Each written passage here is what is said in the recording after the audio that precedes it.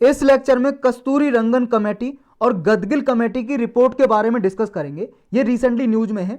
ये वेस्टर्न घाट के लिए रिपोर्ट दी थी, दो कमेटी बैठी थी। कस्तूरी रंगन इस कमेटी के हेड थे और गदगिल कमेटी के, ये गदगिल आदमी है भाई साहब, वो हेड थे। उन्हीं के नाम पे इनका नाम रख दिया गया। वेस्टर्न घाट कहाँ पे? ये अपना हिंदुस्तान है, गुजरात से लेके ये केरल तक, केरल, तमिलनाडु, कर्नाटक, गोवा, महाराष्ट्र और गुजरात, इसमें वेस्टर्न घाट फैला हुआ है। वेस्टर्न घाट की ये पहाड़ियाँ हैं, पश्चिमी घाट, ये पहाड़ियाँ। इन पहाड़ियाँ में भाई साहब बहुत ज़्यादा डाइवर्सिटी है, बहुत ज़्यादा तरह तरह के डिफरेंट टाइप के पेड़ पौधे, जंगली जानवर यहाँ पे रहते हैं।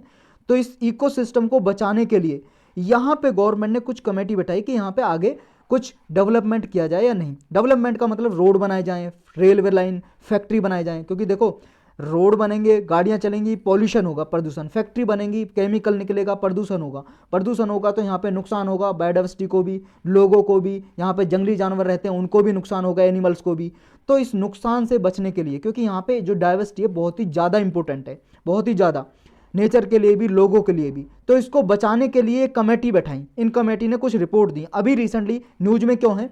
न्यूज में इसलिए है क्योंकि कर्नाटक के जो चीफ मिनिस्टर हैं बसवराज बोमई, इन्होंने सेंट्रल गवर्नमेंट को इन्फॉर्म किया कि हम, स्टेट की बात कर रहे हैं, स्टेट कह रहा है कि स्टेट जो गवर्नमेंट है कर्नाटक की, वो कस्तूरी रंगन कमेटी की जो रिपोर्ट है वेस्टर्न घाट पे, उसको अपोज करते हैं, विरोध करते हैं, हम इसको अपने स्टेट में इंप्लीमेंट नहीं करेंगे।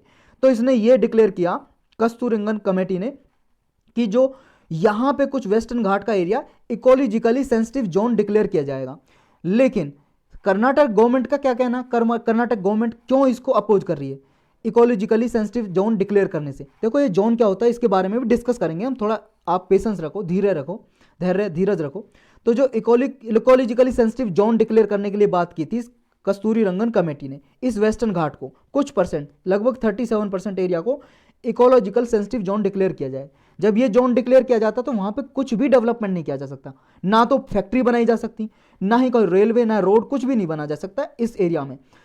तो स्टेट गवर्नमेंट कर्नाटक का ये कहना, भाई साहब अगर ये इकोलॉजिकली सेंसिटिव जोन डिक्लेयर कर दिया तो हमारे लोगों की जो लाइवलीहुड है वो खतरे में आ जाएगी, प्रभावित होगी, क्योंकि वहां पे कोई डेवलपमेंट नहीं कर सकते, ना ही फैक्ट्री सेटअप कर सकते, ना ही रोड बना सकते, ना ही रेलवे लाइन, ना कोई और डेवलपमेंट। तो जब ये नहीं कर सकेंगे तो लोगों को रोजगार मिलेगा कहां से? ये परेशानी है कर्नाटक गवर्नमेंट की। लेकिन कुछ एक्सपर्ट ऐसा कह रहे हैं, अगर भाई साहब कर्नाटक गवर्नमेंट ने, स्टेट ने ये नहीं मानी बात और इसको अपोजिशन किया, विरोध किया, तो वेस्टर्न घाट की जो फ्रेजाइल इकोसिस्टम है, वहां पे जो कमजोर इकोसिस्टम है वो और खतरे में आ जाएगा, जंगली जानवर को नुकसान होगा, और फैक्ट्री बनाने से वहां पे जो पेड़ पौधों की डाइवर्सिटी है उसको भी नुकसान होगा, यानी कि डिजास्टर हो जाएगा भाई साहब, संकट आ जाएगा यहाँ पे। तो गदगिल कमेटी की रिपोर्ट पहले पढ़ते हैं, क्योंकि ये पहले रिपोर्ट आई थी, गदगिल कमेटी पहले बैठी थी कस्तूरी रंगन कमेटी से। तो पहले इसने क्या बोला वेस्टर्न घाट के बारे में ये पढ़ेंगे, फिर उसके बारे में पढ़ेंगे। जो गदगिल कमेटी है इसने डिफाइन किया वेस्टर्न घाट की बाउंड्रीज, इसने जो इकोलॉजिकल मैनेजमेंट, इसका प्रबंधन कैसे होना चाहिए उसके पर्पज बताया, उद्देश्य बताया। इसने कहा जो वेस्टर्न घाट है उसका सारा इकोलॉजिकल सेंसिटिव एरिया डिक्लेयर कर दो, सारे इंटायर एरिया को डेजिग्नेट किया। लगभग इसने जो वेस्टर्न घाट है, वेस्टर्न घाट का 64% एरिया डिक्लेयर करने के लिए बोला कि इतने एरिया को इकोलॉजिकली सेंसिटिव एरिया डिक्लेयर कर दो, कि वहां पे कुछ भी सेटअप नहीं होगा, फैक्ट्री वगैरह, कंपनी वगैरह कुछ नहीं।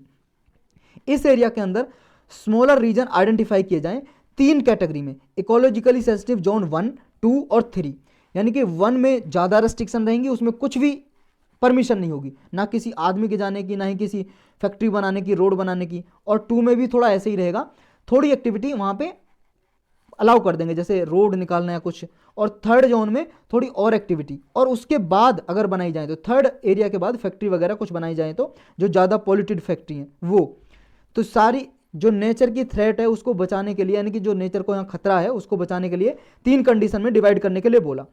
इसने एक और एरिया प्रपोज किया, लगभग 2200 ग्रिड बनाए जाएं, इस एरिया को डिवाइड किया जाए, और इस ग्रिड का भी 75% एरिया इकोलॉजिकली सेंसिटिव जोन 1 और 2 में रहे, क्योंकि यहाँ पे जब 1 और 2 में रहेगा रेस्ट्रिक्शन ज़्यादा रहेंगी, यानी कि ज़्यादा इन पे रोक लगाई जाएगी कि कुछ डेवलपमेंट यहाँ पे होगा नहीं। तो ये रखा जाए, यानी कि अगर यहाँ वाइल्ड लाइफ सेंचुरी और नेचुरल पार्क हैं, जो वाइल्ड लाइफ सेंचुरी को हिंदी में बोलते हैं वन्य जीव अभ्यारण्य, और नेचुरल पार्क को राष्ट्रीय उद्यान, तो ये जो बने हुए हैं यहाँ पे, जो इकोलॉजिकल यहाँ पे इकोलॉजी है, इकोसिस्टम है, इनको बचाने के लिए, प्रोटेक्ट करने के लिए ये करना जरूरी है।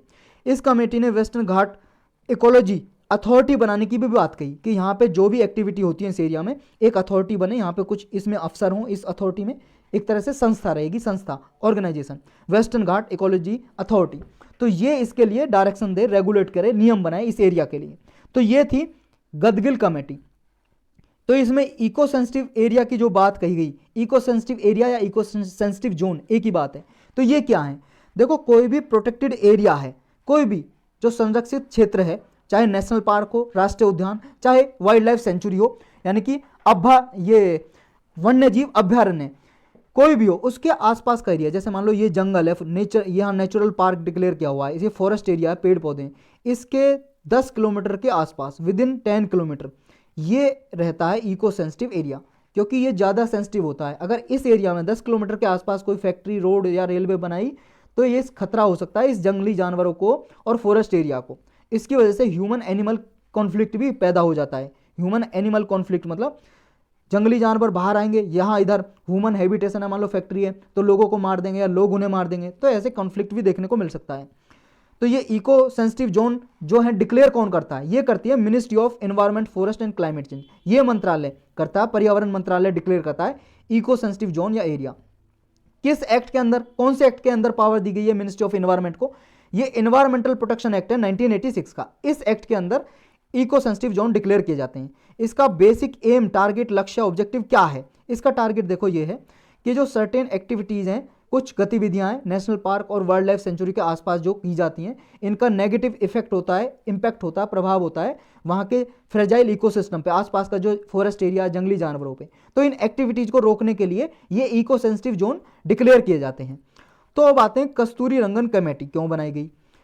कस्तूरी रंगन कमेटी इसलिए बनाई गई, जो 6 स्टेट में, ये भाई साहब 6 स्टेट में फैला हुआ वेस्टर्न घाट, 6 के 6 स्टेट ने गदगिल कमेटी की रिपोर्ट को मानने से इनकार कर दिया। इन्होंने एग्री नहीं किया कि हम गदगिल कमेटी की रिपोर्ट को नहीं मानेंगे। क्यों? क्योंकि यहाँ पे डेवलपमेंट रुक जाएगा, क्योंकि ये आगे फैक्ट्री नहीं बना सकते, रोड नहीं बना सकते।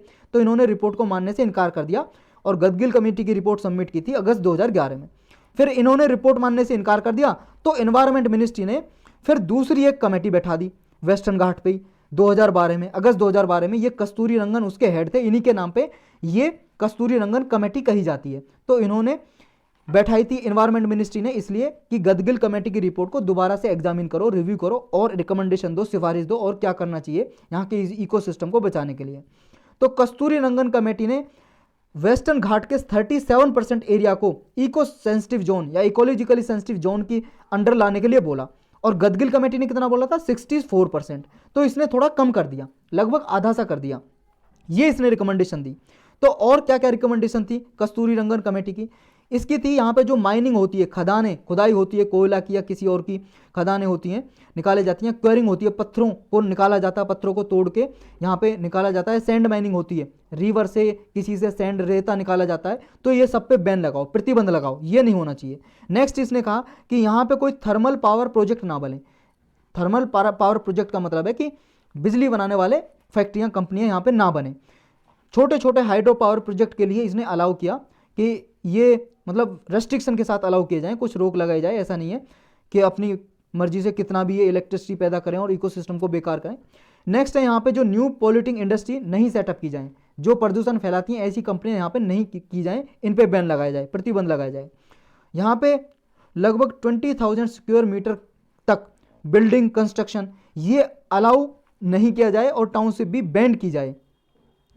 नेक्स्ट है कि जो फॉरेस्ट है, फॉरेस्ट को डाइवर्जन अगर किया जाता है तो उसके लिए एक्स्ट्रा सेफगार्ड दिए जाएं। अगर मान लो फॉरेस्ट एरिया की जगह यहाँ पे कुछ और सेटअप किया जाता है, पेड़ पौधे काटे जाते हैं, तो उसके लिए सेफगार्ड दिए जाएं, समझे।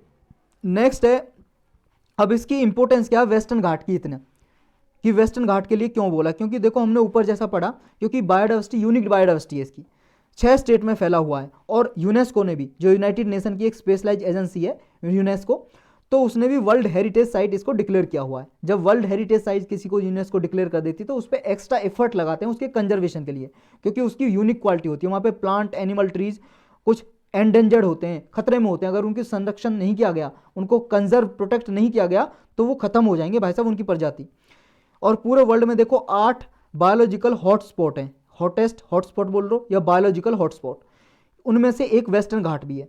वेस्टर्न घाट, और हॉटस्पॉट देखो तब डिक्लेयर करते हैं लगभग वहाँ ऐसा एरिया कि उसकी जो ओरिजिनल बायोडाइवर्सिटी थी, पेड़ पौधे थे या जंगली जानवर, 70% से ज़्यादा लुप्त हो चुके हों, फ्रेजाइल सिस्टम हो, यूनिक वहाँ पे ऐसे स्पीसीज मिलते हैं लगभग 1500 से ज़्यादा ऐसे स्पीसीज जो वहीं पे एंडेमिक हो, कहीं और पे ना मिलता हो, वहीं पे मिलता हो, ऐसी कुछ क्राइटेरिया होते हैं, कई बार हमने डिस्कस किए हैं।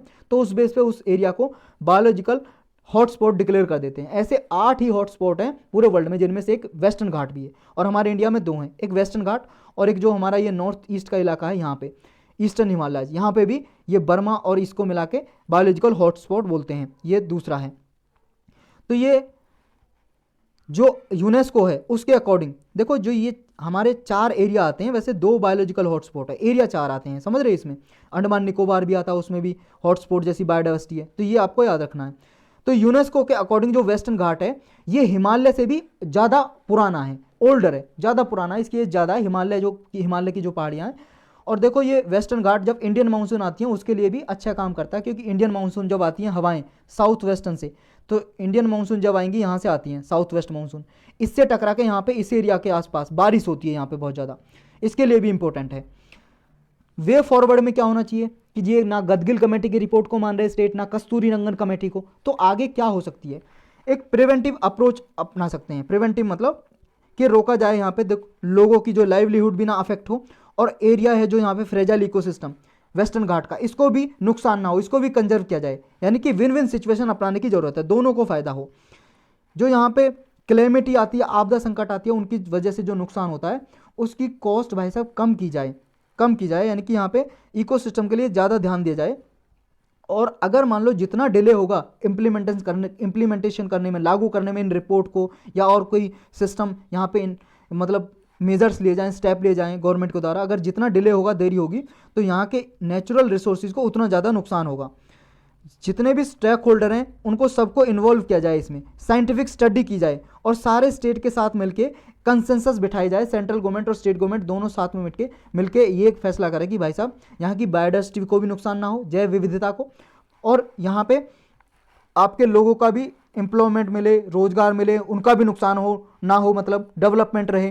तो ये दोनों साथ साथ चल सकें, ऐसा कोई अप्रोच ढूंढनी चाहिए, यानी कि होलिस्टिक अप्रोच ढूंढने की जरूरत है, सारे जितने भी इशू हैं उनको सुलझाया जा सके, एड्रेस किया जा सके। तो यही था इनके बारे में बस।